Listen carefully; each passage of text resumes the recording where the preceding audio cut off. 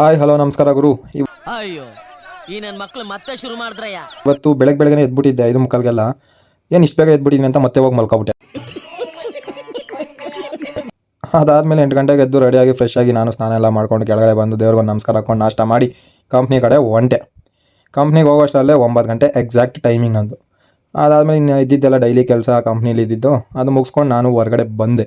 ಬರೋಷ್ಟರಲ್ಲಿ 5:15ಗೆ ಬರಬೇಕಾದ್ರೆ ಅವನು ಯಾರೋ ಲಾರಿ ಒಂದು ಫುಲ್ಲು ದುಮ್ಮೆಗಿಸ್ಕೊಂಡು ಹೋಯ್ತು. ಅಲ್ಲಿ ನೋಡಿದ್ರೆ ಮುಂದೆ ಒಂದು ನಾಯಿ ಮಲಗಿತ್ತು.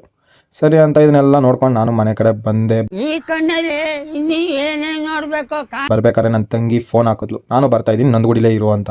ಸರಿ ಅಂತ ನಾನು ಅಲ್ಲೇ ವೆಯ್ಟ್ ಮಾಡ್ತಾ ಇದ್ದೆ. ಇದು ಯಾವುದೋ ಕೋತಿ ಸ್ಕೆಚ್ ಆಗ್ತಾ ಇತ್ತು ಅಲ್ಲಿ ಹಣ್ಣು ಎತ್ಕೊಂಡು ಅಂತ. ಬಟ್ ಏನು ಮಾಡೋದು, ಓನರ್ ಬಂದು ಓಡಿಸ್ಬಿಟ್ಟ. ಅದಾದಮೇಲೆ ರೈಟಿಗೆ ನೋಡಿದೆ, ಒಂದು ಕಾರ್ ನಿಂತಿತ್ತು. ನೋಡಿದ್ರೆ ರೇಂಜ್ ರೋವರು. ಅದನ್ನ ನೋಡಿ ನನಗನ್ನಿಸ್ತು ರೇಂಜ್ ರೋವರ್ ತಗೋಣಂತ ರೇಂಜ್ ನಮ್ಗೆ ಇನ್ನೂ ಬಂದಿಲ್ಲ ಅಂತ ಅಂದ್ಕೊಂಡು ನನ್ನ ತಂಗಿ ಆಯಿತು. ಆಮೇಲೆ ಬಂದ್ಲು, ಅವಳನ್ನ ಮನೆಗೆ ಕರ್ಕೊಂಡು ಬಂದೆ.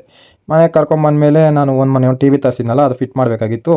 ಎತ್ಕೊಂಡೋಗಿ ಅವ್ರ ಮನೇಲಿ ಫಿಟ್ ಮಾಡಿ ಫಸ್ಟ್ ಸ್ಟ್ಯಾಂಡ್ ಫಿಟ್ ಮಾಡಿ ಅದೆಲ್ಲ ಅಳತೆ ಚೆಕ್ ಮಾಡಿ ಅದಾದಮೇಲೆ ಟಿ ವಿ ಕುಂಡ್ರಿಸಿ ಚೆಕ್ ಮಾಡಿದೆ. ನಾನು ತರಿಸಿರೋದು LMZ ಟಿ ವಿ. ಚೆನ್ನಾಗಿದೆ ಟಿ ವಿ, ಕ್ವಾಲಿಟಿ ಎಲ್ಲ ಚೆನ್ನಾಗೇ ಇದೆ. ಬೆಸ್ಟು, ಕೊಟ್ಟಿರೋ ರೇಟ್ಗೆ ಬೆಸ್ಟು ಅಂತ ಅನಿಸ್ತು. ಸರಿ ಅಂತ ಅದನ್ನೆಲ್ಲ ಫಿಟ್ ಮಾಡ್ಕೊಂಡು ನಾನು ಹಳೆ ಮನೆ ಹತ್ರ ಬಂದೆ. ಅಲ್ಲಿ ಬಾಡಿಗೆ ಕೊಟ್ಟಿದ್ದೋ ಮನೆ, ಅದರಲ್ಲಿ ಲೈಟ್ ಬರ್ತಾಯಿಲ್ಲ ಅಂತ ಕಂಪ್ಲೇಂಟ್ ಮಾಡಿದರು. ಸರಿ ಅಂತ ಹೋಗಿ ಅದನ್ನು ಸ್ವಲ್ಪ ರೆಡಿ ಮಾಡಿ ನಾನು ಮನೆ ಕಡೆ ಬಂದೆ. ಮನೆಗೆ ಬಂದಮೇಲೆ ಊಟ ಮಾಡಿ ನೇಮ್ದಾಗಿ ಬಿಗ್ ಬಾಸ್ ನೋಡಿಕೊಂಡು ಶಿವ ಅಂತ ಬಂದು ಮಲ್ಕೊಂಡೆ ಫ್ರೆಂಡ್ಸ್. ಅಷ್ಟೇ ಇವತ್ತಿನ ಬ್ಲಾಗ್ ಇಲ್ಲಿಗೆ ಏನು ಮಾಡ್ತಾ ಇದ್ದೀನಿ. ಇಷ್ಟ ಆದರೆ ಸಪೋರ್ಟ್ ಮಾಡಿ, ಲೈಕ್ ಮಾಡಿ, ಫಾಲೋ ಮಾಡಿ. ಶೂಟ್ ಮಾಡಿ ಸಾಯಿಸ್ಬಿಡ್ತೀನಿ. ಇರಿಟೇಷನ್ ಕಣ್ರಿ, ಕಳ್ಸಿ ಆಚೆ.